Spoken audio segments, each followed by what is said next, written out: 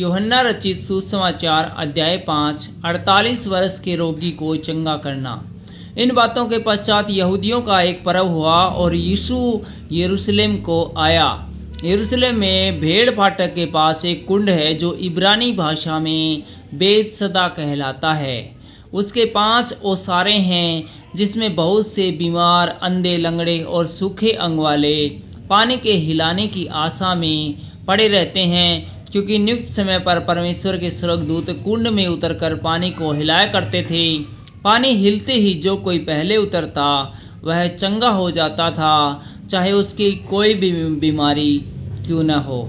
वहाँ एक मनुष्य था जो 48 वर्ष से बीमारी में पड़ा था।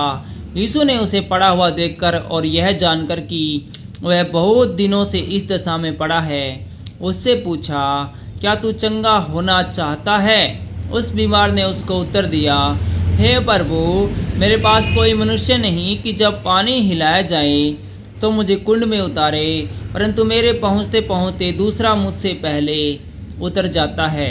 यीशु ने उससे कहा, उठ, अपनी खाट उठा और चल फिर।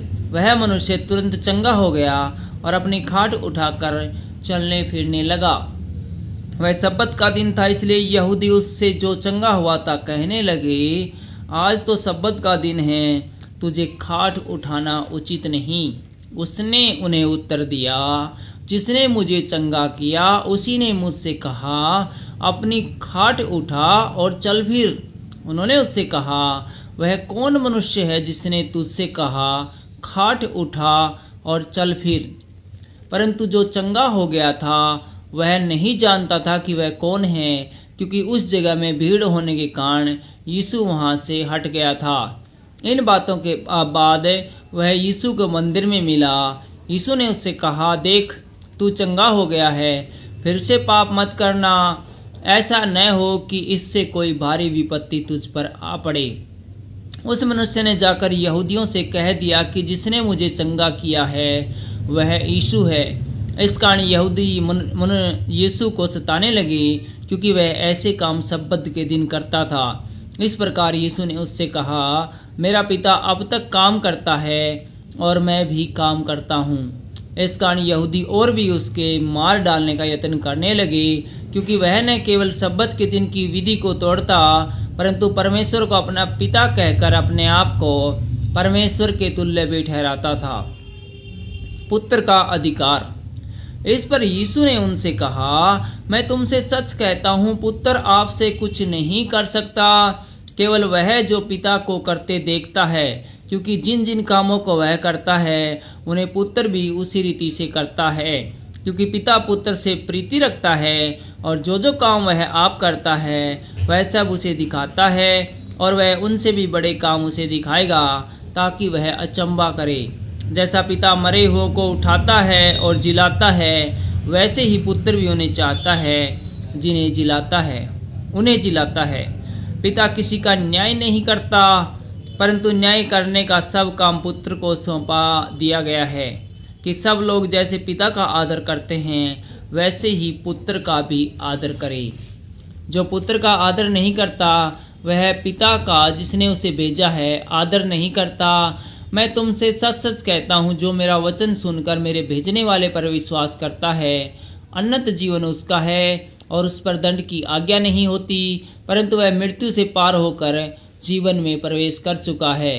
मैं तुमसे सच सच कहता हूँ, वह समय आता है और अब है जिसमें मृतक परमेश्वर के पुत्र का शब्द सुनेंगे, और जो वे सुनेंगे वे जिएंगे, क्योंकि जिस रीति से पिता अपने आप में जीवन रखता है, उसी रीति से उसने पुत्र को भी यह अधिकार दिया है कि अपने आप में जीवन रखे, वरन उसे न्याय करने का भी अधिकार दिया है, इसलिए कि वह मनुष्य का पुत्र है। इससे अचंभा मत करो, क्योंकि वह समय आता है कि जितने कब्रों में हैं वे उसका शब्द सुनकर निकल आएंगे।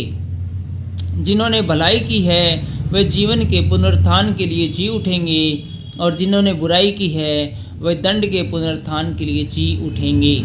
यीशु के संबंध में गवाही। मैं अपने आप से कुछ नहीं कर सकता, जैसा सुनता हूँ वैसा न्याय करता हूँ, और मेरा न्याय सच्चा है, क्योंकि मैं अपनी इच्छा नहीं परंतु अपने भेजने वाले की इच्छा चाहता हूँ।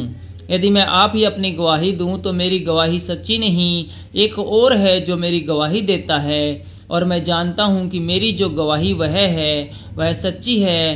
तुमने यूहन्ना से पूछवाया और उसने सच्चाई की गवाही दी है, परंतु मैं अपने विषय में मनुष्य की गवाही नहीं चाहता। तो भी मैं ये बातें इसलिए कहता हूँ कि तुम्हें उद्धार मिले।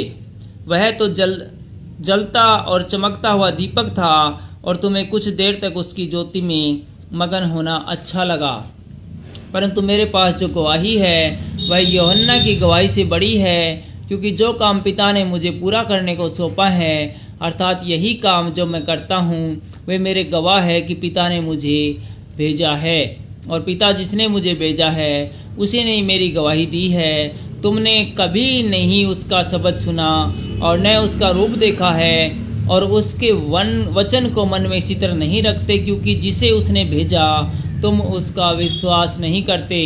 तुम पवित्र शास्त्र में ढूंढते हो, क्योंकि समझते हो कि उसमें अनंत जीवन तुम्हें मिलता है, और यह वही है जो मेरी गवाही देता है। फिर भी तुम जीवन पाने के लिए मेरे पास आना नहीं चाहते। मैं मनुष्य से आदर नहीं चाहता, परंतु मैं तुम्हें जानता हूँ कि तुम में परमेश्वर का प्रेम नहीं। मैं अपने पिता के नाम से आया हूँ और तुम मुझे ग्रहण नहीं करते।